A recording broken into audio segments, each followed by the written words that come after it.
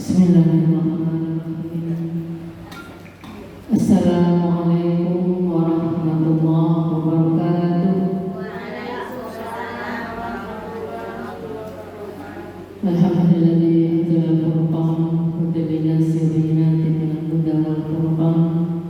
Asyhadu an la ilaha illallah wa asyhadu anna Muhammadan abduhu wa rasuluhu la nabiyya ba'dahu amma ba'd. Rabbi shrah li sadri wa yassir li amri wahlul 'uqdatam min lisani yafqahu qawli. Rabbana zidna ilman nafi'an warzuqna fahman sahihan wa qalban saliman wa 'amalan taqabbalan. Amin. Puji dan syukur hanya milik Allah yang melimpahkan begitu banyak anugerah kepada kita, nikmat iman, nikmat Islam, nikmatnya rasa syukur, nikmatnya merasakan apa yang telah Allah lakukan kepada kita dengan bahagia, sehingga semuanya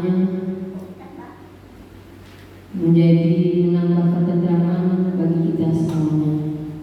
Sungguh beruntunglah orang-orang yang Allah pilih sebagai hamba Allah yang pandai bersyukur, dan sungguh merugilah orang-orang yang Allah biarkan dalam keadaan kufur.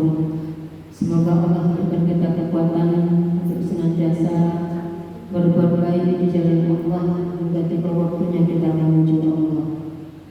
Salawat dan salam sama-sama kita sanjungkan kepada baginda Rasulullah SAW dengan mengucapkan Allahumma sholli ala sayyidina Muhammad wa ala ali sayyidina Muhammad.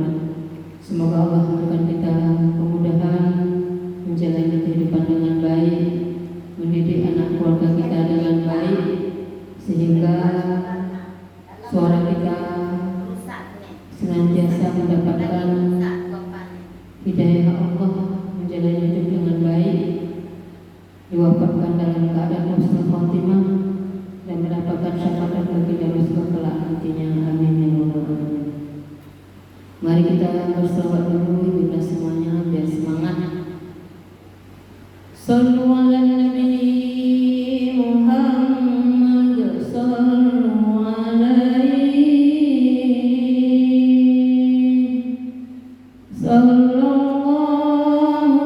ala Muhammad sallallahu alaihi wasallam sallallahu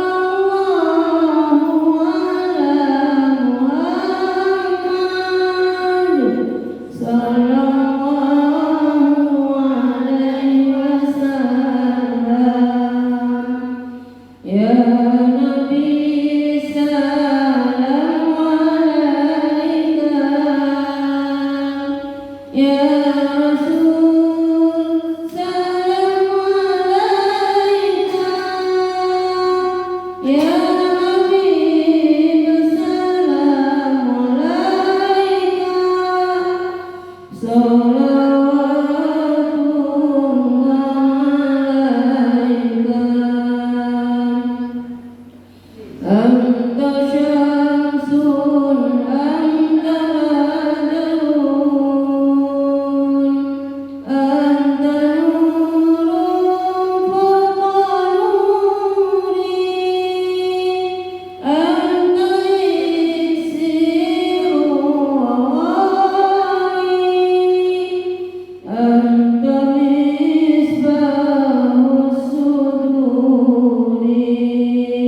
Semua. Ya Nabi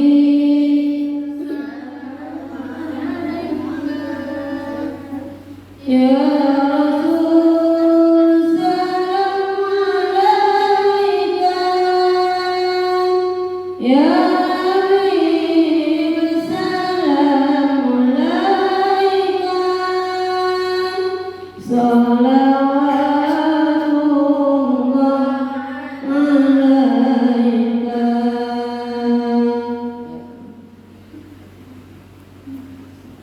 Di sini atau di sana? Duduknya sini apa sana? Nah, situ aja. Nanti mana tuh yang terlambat nanti kan biar tak bingung gitu. Apakah kabar Ibunda semuanya sehat?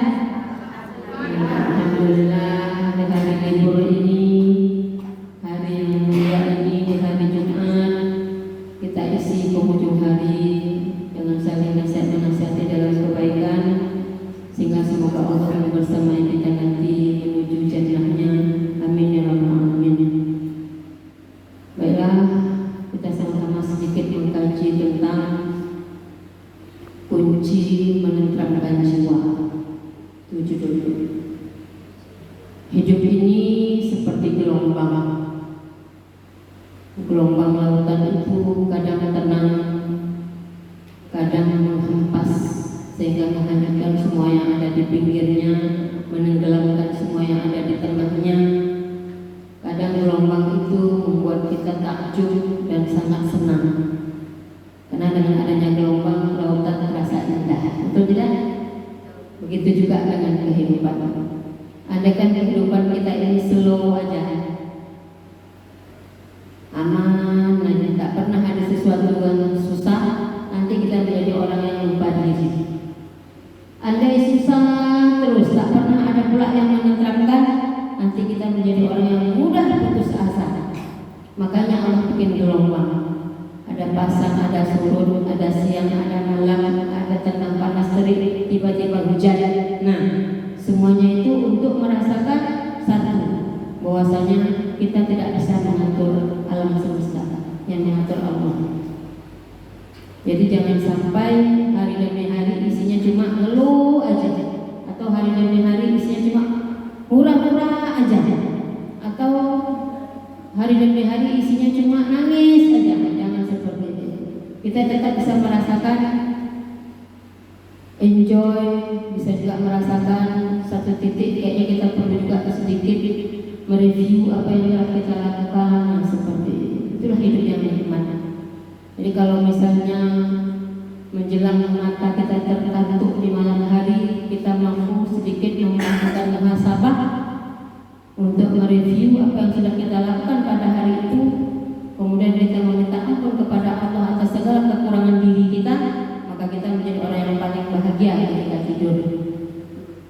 Jadi kalau mimpi, atau mimpi bisa dikatakan mimpi yang memberikan kita tenaga baru untuk bangun di malam di siang hari. Kalau mimpi buruk, bagaimana kalau mimpi buruk misalnya? Kalau mimpi buruk itu bukan sesuatu yang merupakan kita angan-angankan, anggap aja lewat aja. Tapi kalau kita telah membayangkan sesuatu yang buruk, tahu-tahu kita mimpikan pula, dan mimpi itu berulang-ulang, berarti itu suatu pembelajaran untuk kita. Ayo kita revisi kembali. Jadi kaji kita sekarang ini adalah kenapa tentang jiwa. Karena mau tidak mau itulah yang harus selalu kita perhatikan. Kalau mandi 2 kali sehari, ya nak? Kok kotor-kotor kali badan kita ini, anggaplah 4 kali mandi sehari. Kenapa sekarang panas? Jadi mandinya 4 kali sehari. Subuh, siang dan zuhur, sore, tengah malam, tahajud. 4 kali sehari mandi. Boleh, boleh. Terserah kita. Namun yang sekarang ingin disucikan itu adalah, yang ingin senantiasa kita basuh adalah jiwa kita. Kenapa jiwa juga harus? Karena kalau fisik aja cantik, mandi bolak-balik, apalagi jiwa kita yang ingin kita basuh selalu dengan zikrullah. Apa zikir yang senantiasa basah di lidah kita? Yang paling banyak kita baca astagfirullah. Ya lah. Habis sholat, sujud, ruku, istighfar. Terdengar sesuatu yang kayaknya nggak enak, istighfar. Terpijak sesuatu yang kayaknya tak sesuai, istighfar. Apa rupanya manfaat istighfar? Salah satunya adalah mencuci yang kotor-kotor.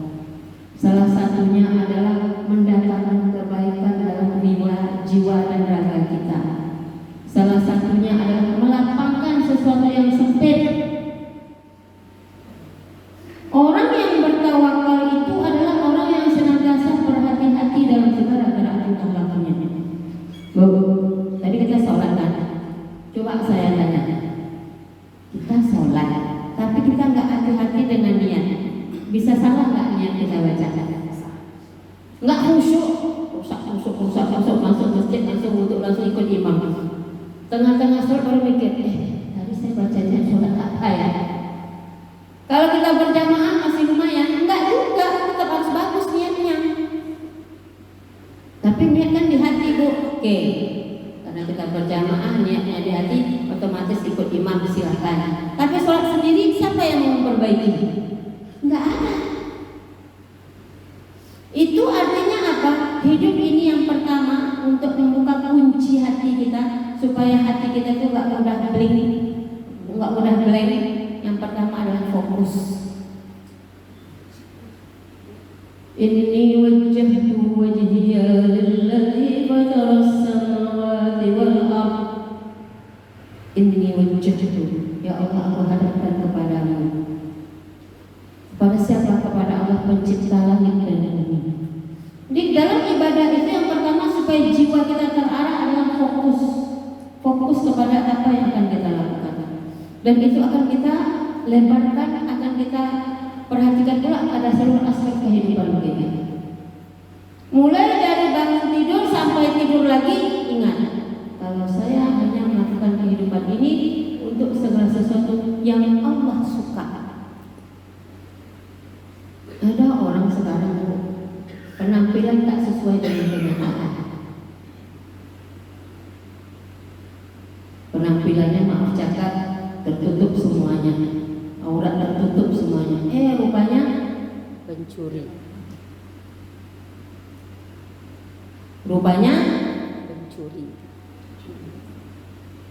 Tertutup semuanya. Rupanya jual diri. Hati-hati.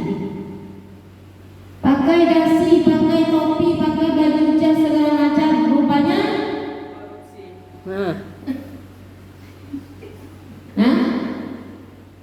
hati-hati dengan penampilan.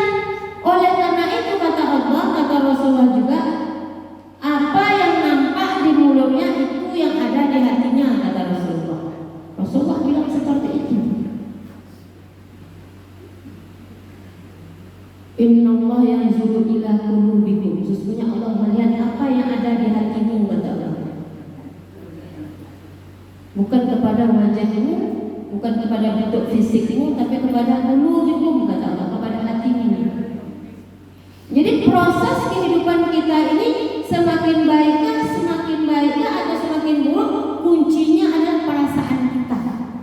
Jadi saya sama anak saya mau sampai ke sini ada iklan. Apa nak bunyinya nak? Yang penting rasa. Jarak tidak ada artinya. Betul tidak Bu?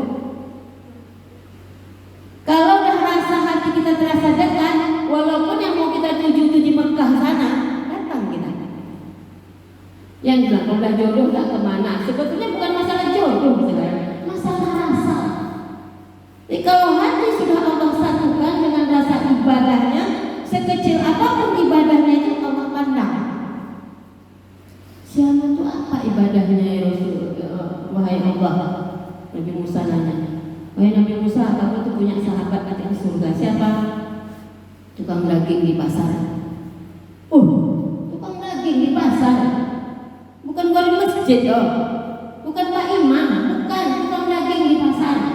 Wah, penasaran. Jadi sahabat kalau dengar kayak gitu di pengajian dikejar Bu, apa kuncinya? Kok bisa jadi teman Rasul, teman Nabi di surga? Pergilah pura-pura pertama selama 3 hari. Kan batas waktu pertama itu 3 hari 3 malam, nggak boleh kita tanya keperluan apa dengan tamu, kita diam aja. Kecuali tamunya bilang sendiri. Jadi pura-pura jadi tamu, tidur di sana, makan, minum, ikutlah seperti tuan rumah. Perhatikanlah tiap malam. Apakah tuan rumahnya sholat malam? Ternyata tidak. Apakah sholat? Ya sholat seperti biasa. Kemudian pergi ke pasar, jualan. Karena tidak menemukan sesuatu yang istimewa, akhirnya mau pamit bertanya, maaf, saya mohon maaf. Selama 3 hari ini saya tidak menunjukkan saya ini siapa. Sebetulnya saya adalah saya adalah Nabi Musa alaihissalam yang ingin mengetahui amalan apa yang saudara lakukan sehingga saudara dikatakan oleh Allah sebagai teman saya di surga. Menangis ya, dibilang dia jadi teman Nabi di surga. Kemudian apa disebut dikatakan olehnya? Coba kamu ceritakan apa yang kamu lakukan. Apa jawab sahabat tersebut? Saya tidak pernah menyimpan rasa dan iri, rasa dendam di hati saya. Jadi hatinya bersih. Wow, ini dia resep masuk surganya. Bukan karena dia ahli sedekah, bukan karena ahli yang lain. Dia memiliki hati yang bersih, memiliki hati yang salim, qalbun salim. Jadi kalau dalam Al-Quran dikatakan dalam surah Al-Ghafir, Allah mengingatkan kita, A'udzubillahi minasyaitonirrajim, Bismillahirrahmanirrahim. Innas sa'ata la'atiyatun la raiba fiha, walakinna aktsarun nasi la yu'minun. Sebelumnya Allah mengingatkan, wa ma yastawil a'ma wal basir walladzina amanu wa 'amilus solihati walal musii qalilan ma tadhakkarun. Tidak sama orang yang melihat dengan orang yang buta. Sama. Apa yang menyebabkan manusia buta? Jauh dari Al-Quran. Bisa baca Al-Quran tapi cuma di lidahnya, kata Rasulullah, tapi tidak masuk ke hatinya, tidak masuk pada pikirannya, apatah lagi dalam amal perbuatannya. Kalau ngomong sakit telinga orang, kalau memukul patah kaki orang, kalau dia berjalan kemana kakinya melangkah, fitnah tersebar dengan banyak. Itu contoh orang yang buta.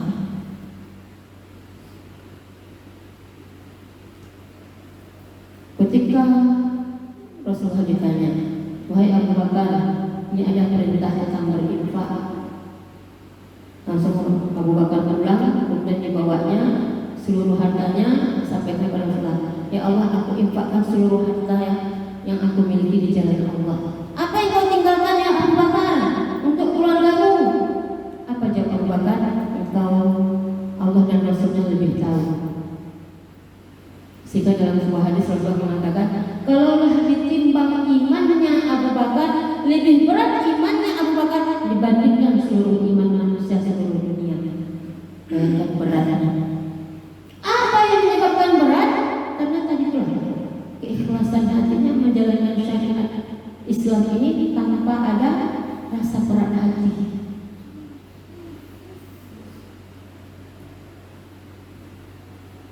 Kemarin saya menyimak satu diskusi. Bagaimana Allah meringankan hati seorang hamba untuk berinfak? Jadi dalam suatu taklim, Pak Ustadz ini mau bangun pesantren. Jadi dia menyiapkan slide, menyiapkan laptop, menyiapkan semuanya untuk presentasi. Tahu-tahu jamaahnya cuma 7 orang. Menurut pikiran manusia, kecewa nggak? Kecewa. Cuma sedikit dalam hati dia. Tapi karena sudah komitmen, adalah yang penting berdakwah. Diterangkan juga lah slide-nya, programnya, pesantrennya, apa yang mau dibangun, ditayangkan juga. Salah satu anggota yang jamaah yang 7 orang tadi, mungkin ada yang 5 ini dialognya, langsung nanya, Pak, berapa nomor rekeningnya? Berapa nomor HP-nya? Sekali dicek ATM Ustaz 3 miliar. Langsung nyumbang untuk pesantren 3 miliar. Jadi pesantren yang diharapkan mengumpulkan uang sebanyak-banyaknya untuk membangun, hanya lewat 1 orang terbangun pesantrennya. Masya Allah. Kenapa itu terjadi? Kuncinya diambil sama perempuan tadi. Apa itu? Fokus. Dia beramal untuk menegakkan kalimat Allah dengan harta yang Allah titipkan, lapang aja nasi.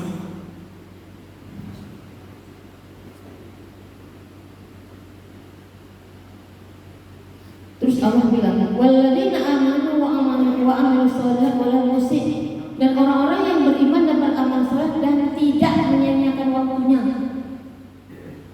Tapi kebanyakan manusia, walakin aktsarun nasi la ya'lamun, banyaknya manusia itu nggak mau tahu, kata Allah. Nggak mau tahu dia. Kapan sadarnya manusia? Ketika tersungkur di dalam tanah. Mau tidak mau, kita harus merasakan ketika pagi hari kita semangat. Makanya baca doa. Baca doanya. Bismillahirrahmanirrahim. Dengan nama-Mu ya Allah, tak ada satupun yang akan mencelakakan saya. Ma'asmi syai'un, satupun tak ada yang akan mencelakakanku, kata kita doa. Fil ardi, ini dari atas bumi, wala sama maupun yang turun dari langit. Wa wassalamul alim, Allah Maha mendengar, Maha tahu. Itu doa kita. Namun ketika sudah berproses dari pagi sampai ke siang sampai ke sore, tataplah langit biru yang mau tenggelam. Menjelang menuju ke masjid, tataplah langit tadi, kemudian katakan, ya Allah, aku sekarang telah berada di saudaranya. Allahumma baru kita, ya Allah, aku terima, aku sambut malammu. Wadbaru naharika, aku tinggalkan siangmu. Wa aswatu du'aika, aku dengar seruanmu. Faghfirli, ampuni aku. Silakan Bu, depan ya. Tadi kan dibilang zikir tadi istighfar, memang benar. Apapun yang kita lakukan penutup dari segala perbedaan kita, ampunkan hamba ya Allah, ampunkan. Ulamakah dia, nabikah dia, ampunan itu yang diharapkan. Bahkan Rasulullah SAW minimal 100 kali sehari. Itu manusia tanpa dosa Bu. Yang kalau kita setiap langkah ada dosa ini, tentu beribu kali. Jadi ketika membaca doa sore hari tadi, mendengar suara azan, ya Allah, aku sambut malammu ya Allah. Itu air mata kita udah jatuh duluan. Alhamdulillah masih di waktu, diberikan waktu untuk menghadapi sore. Ya, ntar lagi senja. Ya Allah, aku sambut malammu ya Allah. Aku tinggalkan siangmu ya Allah. Aku dengar seruanmu ya Allah. Bergegas sampai rumah, akan duduk balik ke masjid lagi. Bergegas, jangan mau ketinggalan. Kenapa? Allah panggil. Terus kita ketuk, Faghfirli, ampunkan apa ya Allah, ampunkan apa ya Allah.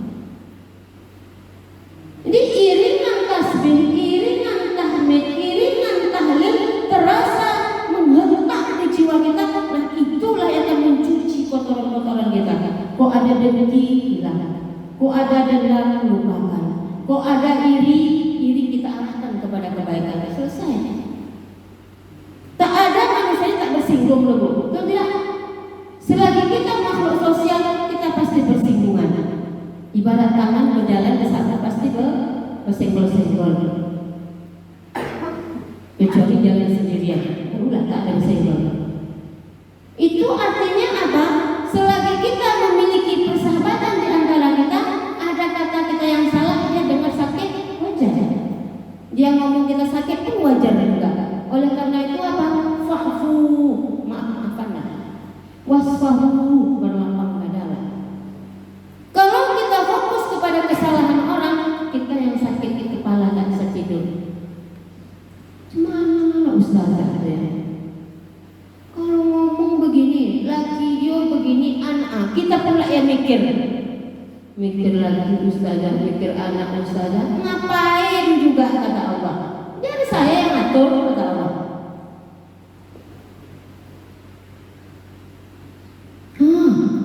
Lah bertambah pula ustazah. Lah kita pula yang hitung. Nak bertambah ada, nak berkurang ada, biar ustaz yang hitung sendiri. Jadi penyebab rusaknya tatanan hati adalah karena kita terlalu sibuk dengan aib orang lain, kurang mereview aib kita sendiri. Makanya kata pepatah, "Abu, semut di seberang lautan nampak, iya, gajah di pelupuk mata tak nampak." Itu juga gajah, walaupun di depan tak nampak juga saya Bu. Terlalu dekat kan.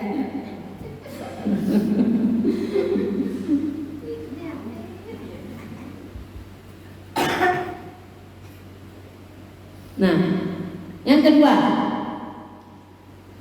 yang membuat jiwa kita tentram, apa kata Ibnu Mas'ud? Kalau perasaan tak tentram, jiwa gelisah dan pikiran kusut menimpamu, maka bawalah hatimu mengunjungi 3 tempat. Yang pertama, tempat orang baca Quran, bukan tempat orang makan-makan lu. Yuk kita ke rumah makan Nanu yuk. Enggak rupanya dulu. Rupanya kalau hati kusut tuh yang pertama adalah tempat orang banyak baca Quran kita datang. Yang kedua, engkau baca Al-Quran atau kita yang baca. Yang ketiga, kita menjadi pendengar orang baca Quran. Itu yang pertama. Itu masih level pertama. Kita ke tempat orang baca Quran atau kita dengarkan atau kita baca sendiri, masuk level pertama. Itu majelis, makom, kedudukan yang memiliki nilai bisa menenteramkan jiwa kita yang gelisah. Yang kedua, ke majelis taklim. Ini sama. Ini momen kita sekarang namanya majelis ilmu, majelis yang akan meningkatkan ilmu kita, yang akan menambahkan ketaatan kita, mengurangi stres kita. Coba kalau saya suruh ibu-ibu nulis dalam suatu kertas, kira-kira banyak yang membuat kepala sakit atau banyak yang bikin kepala tenang menulisnya? Kepala tenang berarti dah husnul khotimah. Amin. Tapi kalau banyak masalah, contoh saya kasih tugas sama murid di sekolah. Ini ada kertas, taruh 2 saja. Yang satu tentang dosa kamu, yang satu tentang amal soleh yang biasa kamu lakukan. Ternyata dosanya banyak. Kebaikannya sedikit cuma ditulisnya. Dosa, misalnya kalau dosa tulisnya 5 baris, kebaikan 1 baris, tapi setengah baris. Terus kalau saya baca, umumnya seperti ini. Seakan-akan kita menulis kebaikan kita itu rasanya sudah cukup aja. Tapi ketika kita menulis dosa kita, rasanya dosa kita habis-habis kita buat. Bagus, itu namanya muhasabah. Tapi yang tak bagusnya apa? Dosa terus kita buat, kita tumpuk, sedangkan kebaikan tak mampu satupun untuk kita tunjukkan kepada Allah. Itulah yang bahaya. Oleh karena itu apa? Biasakan menghadiri majelis ilmu supaya kita beramal dengan ilmu. Beramal dengan ilmu meningkatkan kualitas ilmu kita dengan menambah kekuatan amal kita nanti, sehingga amal kita menjadi amal yang diterima oleh Allah. Ketika Siti Aisyah bertanya, ya Rasulullah, apa ukuran amal seseorang itu diterima? Apa jawab Siti Aisyah? Tergantung akalnya. Semakin paham dia akan agamanya, maka semakin bagus amal solehnya. Apa bu? Keutamaan berwudu selain syarat sah solat, apa lagi? Keutamaan wudu selain syarat sah solat, apa lagi?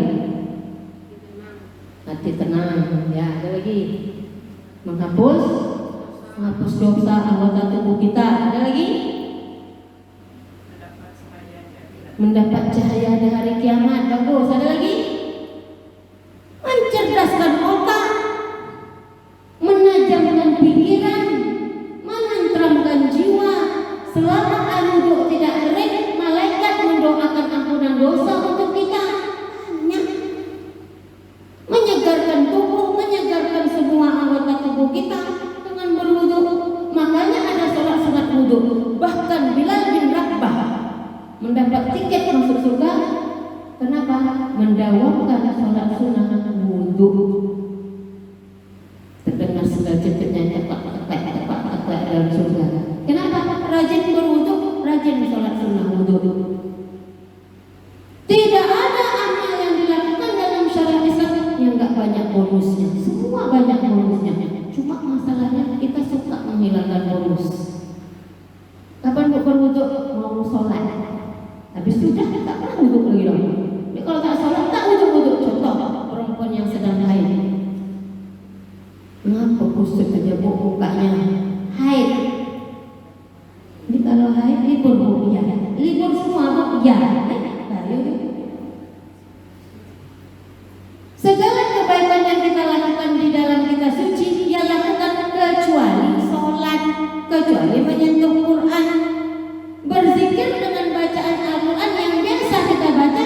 Silahkan, walaupun kita haid, ambillah air wudhu, zikirlah kita, tetap wajah kita akan bercahaya seperti wajah orang yang suci dalam sholatnya. Murid saya, kamu pakai kutek, saya bilang. Kenapa kamu pakai kutek? Haid ini. Kenapa rupanya haid, saya bilang. Boleh pakai kutek kalau haid. Kamu bikin rumah jin dekat badan kamu, saya bilang. Justru perempuan haid itu harus hati-hati. Kenapa? Dia tidak ibadah. Ibadah fardunya hilang. Ibadah sunnah amalkan selalu, zikir, berwudu, senyum. Kalau haid, mentang-mentang sakit perut, sakit pinggang, nyunyu aja buka. Ngapa nak? Sakit. Tidak. Ya anggaplah sakit berat selama 2 hari menjelang haidnya keluar lancar, ya kan? Bisa lanjut. Jadi orang-orang yang mempunyai ilmu yang bagus, maka ibadahnya juga akan bertambah bagus. Kemudian lagi, yang ketiga yang membuat jiwa kita tenang, cari waktu untuk menyendiri bersama Allah. Bu, ulangi bu, mencari waktu untuk menyendiri bersama Allah. Coba baca selawat Tibil Qulub dulu. Coba bu, selawat Tibil Qulub. Gimana pangkalnya? Allahumma sholli Sayyidina Muhammadin tibbil qulubi wa dawaiha wa afiyatil abdani wa shifaiha wa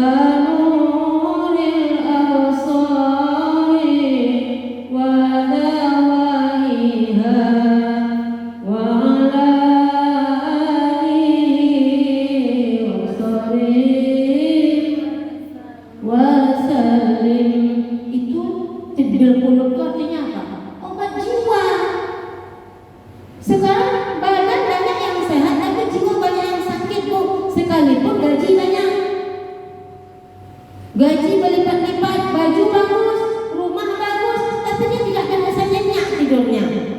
Tidak merasa menjadi sehat ketika dia makan, tidak merasa nyaman ketika rezeki berlimpah. Apa yang sakit? Jiwa.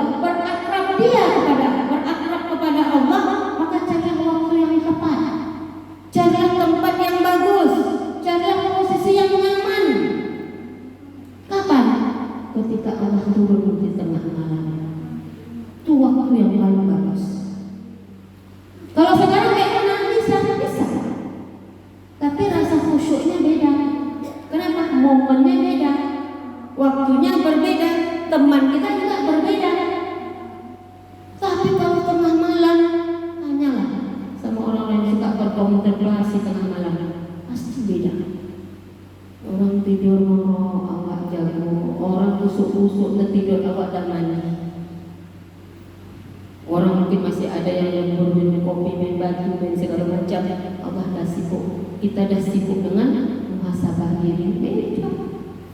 Tanya sedikit. Ya. Ada aku baca buku, banyak-banyak baca selawat kepada kekasihku kata Allah. Jadi yang di Jumat. Allahumma shalli ala Muhammad wa ala ali Muhammad. Itu selawat yang pendek. Baca selawat yang panjang boleh, selawat yang dihafal boleh. Amalan apapun yang kita lakukan semuanya Allah terima. Untuk selawat khusus apa? Langsung jawab Nabi. Jadi kalau misalnya kita berzikir kepada Allah, tidak membaca selawat kepada baginda Rasul, zikirnya nggak diterima. Jadi berwasilah kepada selawat itu sangat penting. Itu yang pertama. Yang kedua, ketika kita bermunajat kepada Allah, yang paling enak membuka pintu hati kita pertama istighfar. Paling enak istighfar tadi. Sama kita merayu, ya Allah, aku datang di penghujung malam ini, ya Allah, mengetuk pintu ampunan-Mu. Ya Allah, pandanglah aku dengan rasa kasih. Jadi kita membuka pintu munajat kita dengan muhasabah tadi, istighfar tadi lah kuncinya. Mau istighfar nada kencang boleh, mau istighfar nada lembut boleh. Istighfar tadi gunanya untuk membuka jiwa kita. Jadi selawat tadi itu apa? Minyaknya. Jadi setelah berzikir Allah, selawat kalau kita minta. Bagaimana posisi dalam sujud kita ketika kita sholat? Saya baca setiap rangkaian gerakan sholat itu adalah doa. Allahu Akbar, rukuk, subhanallahil azim, kita puji Allah. I'tidal, sami Allahu liman hamidah, rabbana lakal hamdu, kita puji Allah. Sujud, subhanallahil a'la, kita puji Allah. Nah, ketika memuji Allah terus Allah bilang, kamu maunya apa? Makanya sujud itu disunahkan lama. Tapi dalam sholat sunat, kalau sholat fardu ikut imam, nggak boleh pada cepat-cepatan atau lama-lama betul, nggak boleh ikut imam sesuai dengan target imam. Tapi kalau sholat sendiri, jangan angkat kepala kita sebelum kita lelah dalam doa kita. Buatlah seperti itu. Kita capek biasanya minta baru angkat kepala, baru duduk tasyahud akhir. Jadi setelah bersolat nggak berdoa lagi nggak apa-apa. Kenapa ada doa lagi? Banyak doa dalam sujud. Tak usah doa lagi. Salam kiri kanan dah tegak. Peraskan badan kita yang capek karena sujud lama tadi. Jadi kalau misalnya kita mau membagi malam, bangun jam 4 misalnya, sholat 2 rakaat, wudhu 2 rakaat, taubat 2 rakaat, tahajud udah 4:30. Nah, jam 4:30 ke atas tuh mau siap-siap ke masjid, dalam langkah kaki ke masjid itu kita istighfar.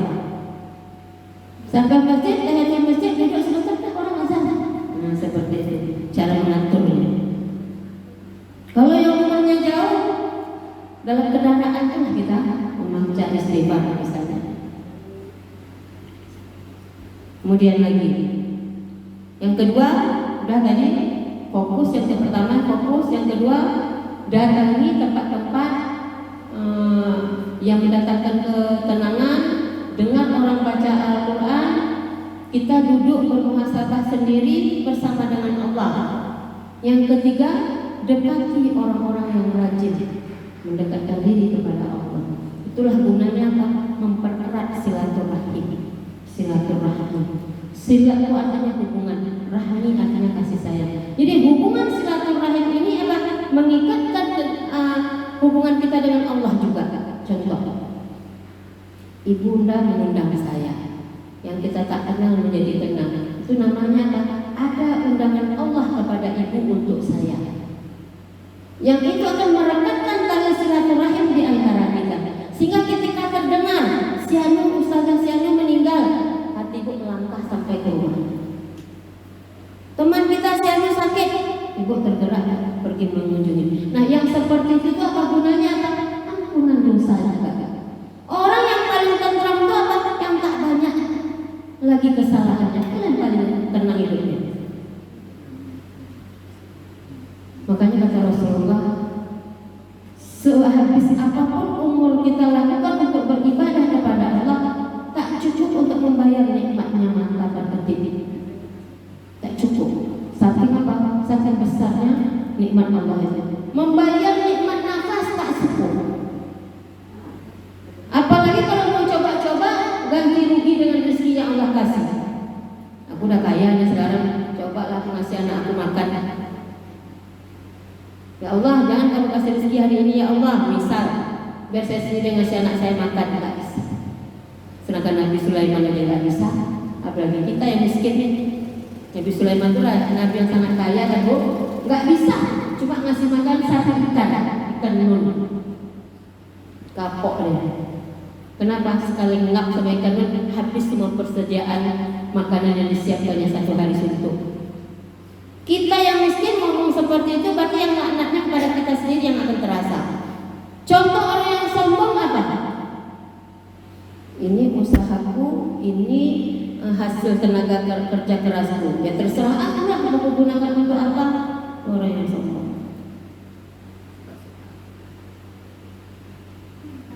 Kok makin banyak usaha makin jauh dari Allah gara-gara apa? Gara-gara sombong kalian. Atau bilang begini, Bu ini Bu, saya sudah kemarin. Ini sekarang ibadah kurban ada nggak yang ngomong begini? Saya tahun kemarin udah kurban Bu, tahun ini istirahat dulu. Nanti tahun depan lagi. Bisa seperti itu? Tidak. Ibadah yang sifatnya qat'i itu artinya sesuatu yang sudah pasti, nggak boleh kita undur-undur. Hari ini saya mampu, ya Allah, hari besok undurkanlah untuk anak saya dulu, nggak bisa. Makanya saya tadi juga menyampaikan, bikin kotak-kotak itu langsung pada posisinya.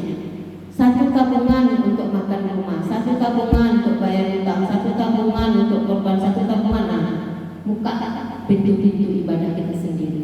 Satu tabungan untuk saya sendiri, untuk bekal saya menghadap Allah. Kalaulah seperti itu, maka jalan kehidupan kita pasti tenang. Teman-teman yang seperti itu kita cari Bu. Saya kalau banyak waktu saya tutup pintu rumah ibu saja. Yuk cerita kita, yuk. Mana ibu harus ibu lakukan bisa bagi-bagi sama saya. Kenapa? Kita tidak tahu. Tangan yang mana di antara ibunda semuanya yang nggak ada tertutup pintu langit itu langsung nyampai. Itu mau saya tahu. Kita tidak tahu. Sedekah tangan yang mana yang sedekahnya kecil tapi nilainya lebih berat dibandingkan air di lautan itu luas. Kenapa? Karena muatan sedekahnya luar biasa. Makanya saya ingat dulu ketika masih di Jawa, masih mondok, hampir tiap semester ujian semester libur kami ziarah Wali Songo. Cuma kadang-kadang karena nggak ada uang tiap tahun, sekali satu semester ikut. Itu ziarah Wali Songo itu untuk apa? Untuk mengingatkan perjuangan Wali Songo dalam menyiarkan agama Islam, kesabaran mereka, kegigihan mereka, dan apa amal yang mereka wariskan untuk diamalkan oleh pengikutnya. Dan umumnya rata-rata apa? Yang fardu-fardu tegak, yang sunnah juga tegak. Betul ya? Jadi kalau dikatakan bekerja ibadah tak bekerja. Kayak mana caranya supaya bekerja jadi ibadah? Jangan tinggalkan sholat, niat karena Allah, dapat rezeki infakkan di jalan Allah, habiskan untuk makan dengan nama Allah, semuanya untuk Allah. Ibadahlah itu. Makanya kalau misalnya ada di dalam suatu riwayat diceritakan Nabi sedang ngisi taklim. Siapa mana? Datang temannya komen, siapa tak pernah hadir ya Rasulullah. Kenapa? Dia sibuk bekerja. Dia nggak dapat apa-apa itu, nggak pernah ikut taklim. Salah. Jangan ngomong seperti ini. Benar Rasul mengatakan, ada orang yang masuk surga dengan bekal kerja kerasnya. Ada orang yang masuk surga karena bekal sedekahnya. Ada orang yang masuk surga karena santunan anak yatimnya. Semua pakai modal masing-masing. Tergantung mana yang Allah jadikan sebagai amal andalan kita. Itulah yang akan menentukan jiwa kita. Nah seperti itu. Jadi kalau misalnya dalam Quran surat Al-Insan, Allah mengingatkan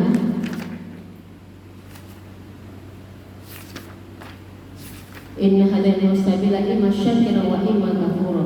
Sesungguhnya kami berikan petunjuk kepadamu, kata Allah, mana jalan yang akan kamu mendapatkan sesuatu yang baik, kamu terus bersyukur, mana jalan yang membuat kamu jadi orang kafir, kemudian kamu jadi orang yang tambah jauh dari jalan Allah.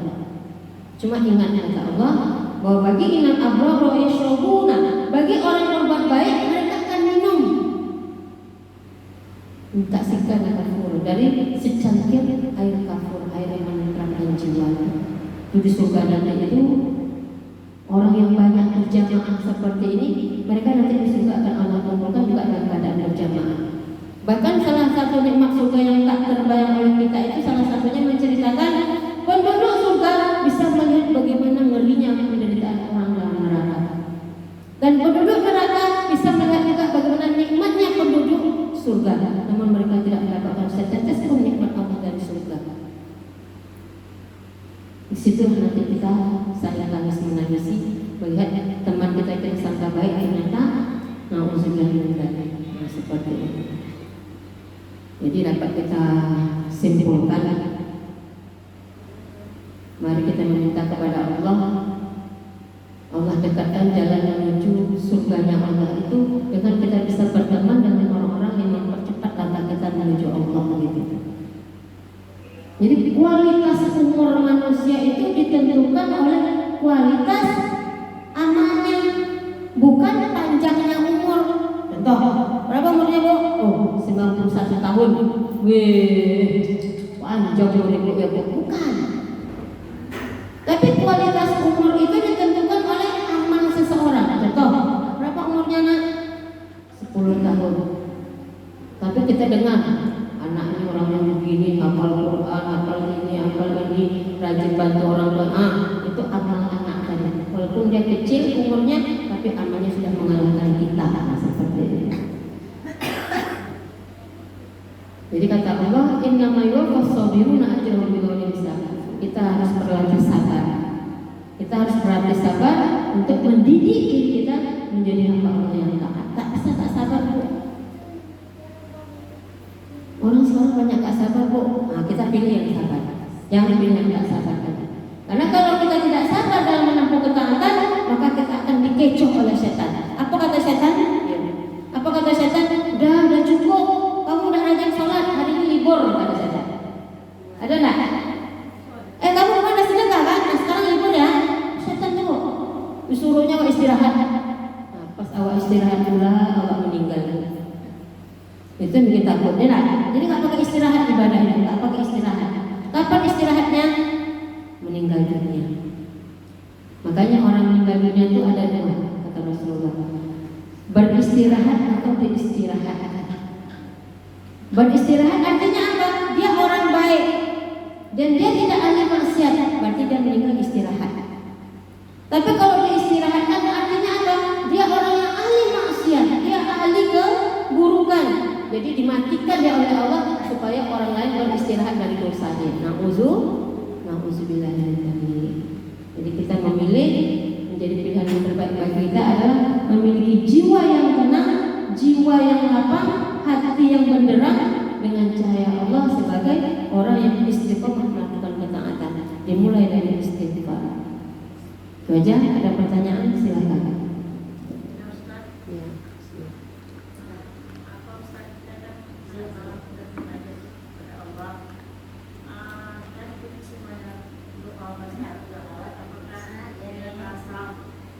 Masya boleh. Ya. Saya menganjurkan untuk kita yang kurang pandai bahasa Arab, koleksi doa-doa bahasa Arab yang ada artinya.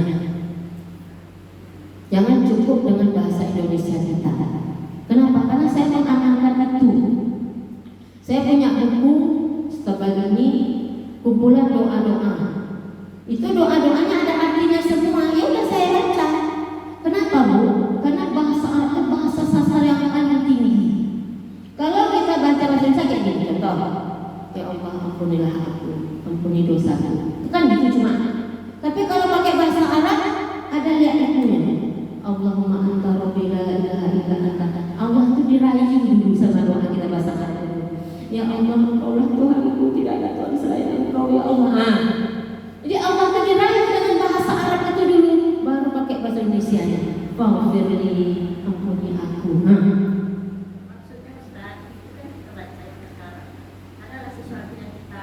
Iya boleh. Jadi kalau misalnya dalam sujud kan Subhana rabbil a'la bihamdi. ini. Nah, karena kita nggak tahu bahasa Arab, kita bahasa Indonesia nih. Karena kita masih dalam sholat, ya silahkan dalam hati ya. Ya Allah, ampuni dosaku. Ya Allah, didiklah anak hamba. Ya Allah, bahasa hati. Pakai bahasa Indonesia dalam hati boleh. Mau sebanyak apa dalam hati boleh. Tapi kalau ibu sebutkan batal sholatnya.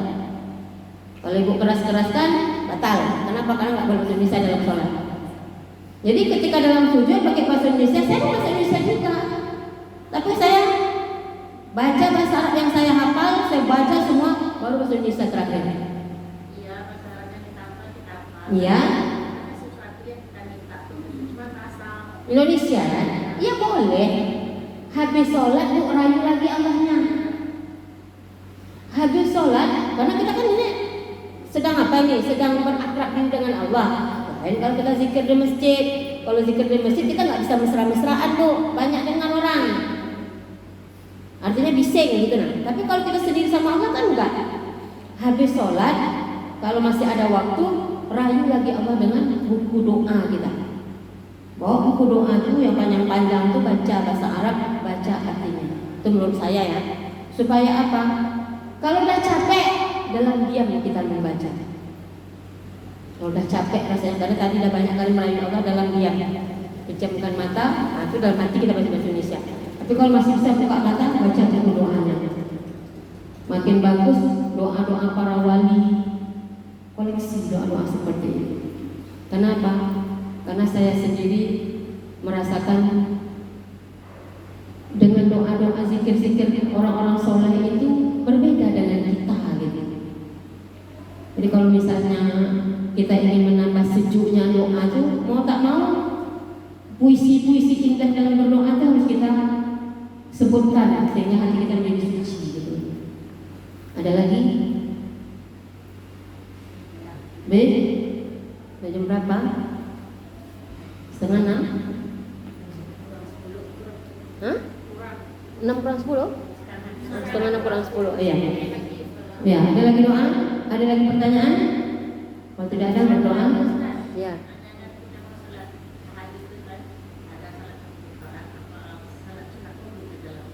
Ya, ya.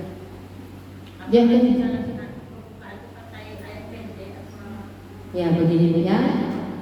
Bismillahirrahmanirrahim.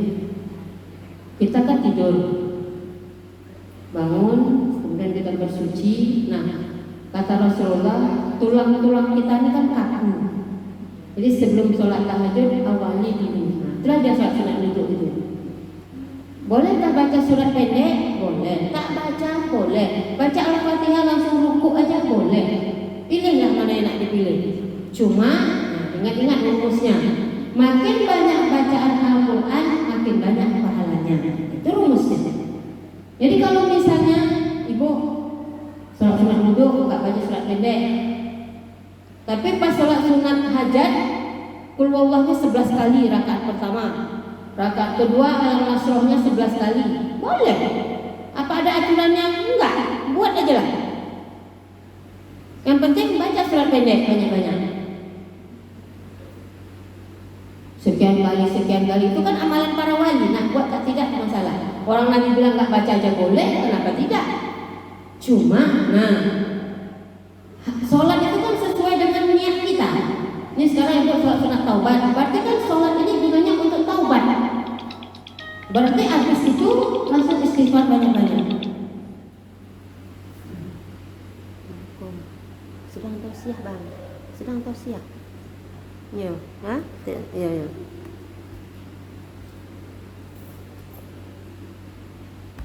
Ingat niat kita. Kalau niat sholat taubat, berarti dalam sholat usahakan menangis. Aku sholat taubat nih.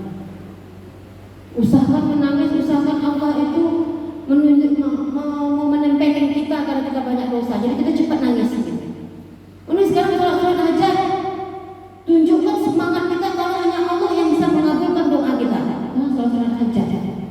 Makanya kalau misalnya mengikuti arti ayat, Bu, kalau ibu sholat hajat, Al-Nasrah itu baca.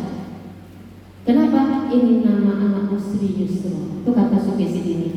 Sesungguhnya sesudah kesulitan itu ada kemudahan. Kalau saya amalkan Kalau hajatnya itu betul-betul ingin Allah cepatkan kabulkan, Al-Nasrah itu saya selalu baca. Bolak-balik saya baca. Berapa kuatnya saya? Nak 10 kali, nak 11 kali. Terutama hitungan ganjil. Kalau nggak sanggup berdiri lama-lama dalam sholat, duduk sesudah sholat saya baca. Jadi ketika baca Inna ma'al usri yusra itu pelan-pelan, tatap mata hati kita tatap, ya Allah, Engkau yang Maha Pemudah, permudahkanlah ya Allah. Seperti itu. Apa aja? Oh, ini yang rindu betul nak ke Baitullah, nak umrah, baca. Ini ibu-ibu yang mau berangkat umrah, yang nak berkorban, baca dari sekarang. Tak usah ragu-ragu. Nak buka tabungan, minta sama Allah, ya Allah kirim undangan untuk saya menuju rumahmu, untuk berkorban karenamu, untuk menjadi orang yang penegak agama. Minta sama Allah dalam sholat sunat aja. Terus sholat sunat biasa, saya nggak punya niat ya Rasul, ya Allah. Nah, sholat sunat mutlak namanya. Nggak ada niat apa-apa, itu namanya sholat sunat mutlak. Boleh. Ya Allah sengaja sholat sunat 2 rakaat karena Allah. Dah, boleh. Itu namanya sholat sunat mutlak. Intinya apa? Apapun urusan sholat. Kalau bukan jam sholat ini, ibu bukan jam sholat, misalnya kayak gitu kan. Tapi boleh sholat, boleh waktunya. Misal, ibu sudah siap sholat sunat duha dah. Tapi rasanya pengen sholat, ya udah sholat sunat mutlak buat, seperti itu boleh, nggak ada masalah. Yang penting jangan di waktu yang diharamkan, baru nggak boleh. Misalnya habis subuh sholat sunat lagi, boleh, jangan boleh. Udah itu aja, mari kita berdoa. Astagfirullahaladzim, alladzi la ilaha illa huwal hayyul qayyum, wa atubu ilaih. Astagfirullahaladzim, alladzi la ilaha illa huwal hayyul qayyum, wa atubu ilaih. Ila hadratil Mustafa Muhammad Rasulullah sallallahu alaihi wasallam, kama tahmid alaihi wa alaihi insyaallah. Inna Allah malaikatahu yusalluna 'alan nabi, ya ayyuhalladzina amanu sallu 'alaihi wa sallimu taslima. A'udzu billahi minasyaitonir rajim. Bismillahirrahmanirrahim. Alhamdulillahirabbil alamin. Hamdan yafi ni'amahu wa yukafi mazidah. Ya Rabbana lakal hamdu kama yanbaghi li jalalika al-karim wa 'azimi sultanik. Allahumma shalli salatan kamilah wa sallim salaman tamman ala sayyidina Muhammad alladzi tanhalu bil qadar wa tanfariju bil qurba wa tuqda bil hawaij wa tunalu bil ghaib wa husnul khawatim wa yastasqal umam wajhil karim wa ala alihi wa sahbihi fi qamati wa nasidana bi kulli ma'lumin lak. Allahumma inna nas'aluka salamatan fid din wa afiyatan fil jasadina wa ziyadatan fil ilmina wa barakatan fil rizqina wa tawbatan qabla al-maut wa rahmatan inda al-maut wa maghfiratan ba'da al-maut. Allahumma hawwin 'alaina fi sakratil maut wa najata minan nar wal 'afwa 'inda al-hisab. Ya Allah, ya Ghafurur Rahim, Kau jadilah pengampun, Sesama penuh kasih sayang. Ampunlah dosa kami, dosa kedua orang tua kami, dosa anak-anak kami, dosa pasangan hidup kami, dosa seluruh kaum muslimin dan muslimat. Ya Allah, masukkanlah ke dalam kelompok dan golongan orang-orang yang bertaubat. Ya Allah, ya Qawi, ya Matin, Kau zat yang memberikan kekuatan. Kokohkanlah iman kami, kokohkanlah ketakwaan kami. Ya Allah, berikanlah kami semangat yang kuat untuk dapat menambah ketaatan kepada-Mu. Ya Allah, mensyiarkan sunnah-sunnah Rasul-Mu. Ya Allah, menghidupkan Islam dalam dada kami. Ya Allah, mengamalkan segala ilmu syariat kami. Ya Allah, sehingga kami bersamai orang-orang yang bertakwa di antara hamba-Mu. Ya Rabb, ya Rabb, ya Hamid, Engkau zat yang cukupkanlah kami dengan rasa syukur kepada-Mu. Ya Allah, mudah berlapang dada. Ya Allah, memiliki sifat pemaaf dan penyantun. Ya Allah, jadikanlah lisan kami lisan yang berzikir, jadikanlah pikiran kami pikiran yang senantiasa mengagungkan kebesaran-Mu. Ya Allah, Allah. Hati yang senantiasa tentram dalam mengingat-Mu ya Allah. Tangan dan kaki yang melangkah berjuang di jalan-Mu ya Allah. Harta yang Kau titipkan yang kami gunakan untuk menghidupkan dan mensyiarkan menegakkan agama-Mu ya Allah. Ya Allah, wafatkanlah kami dalam keadaan husnul khatimah. Wafatkanlah